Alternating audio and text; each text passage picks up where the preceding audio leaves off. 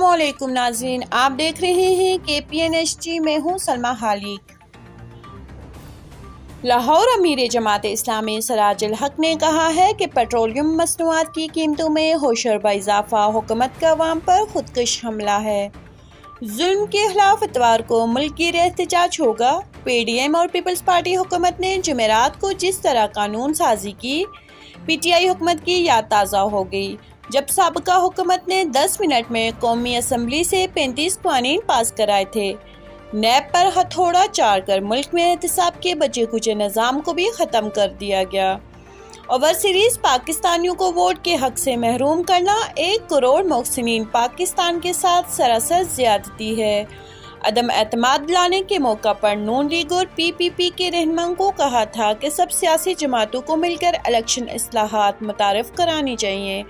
जमात इस्लामी जल्दबाजी में मुतारफ़ कराए गए तमाम यकतरफा कवानीन को मुस्तरद करती है। पहले ही कह रहे थे कि PTI की हुकूमत के खात्मे के बाद जो हुकूमत बनेगी वो माजी की पॉलिसियों का तसलसल ही होगा। आज वक्त ने हमारे मौकूफ़ की सच्चाई साबित कर दी। मज़ीद न्यूज़ अपडेट्स के लिए देखते रहिए KPNHT।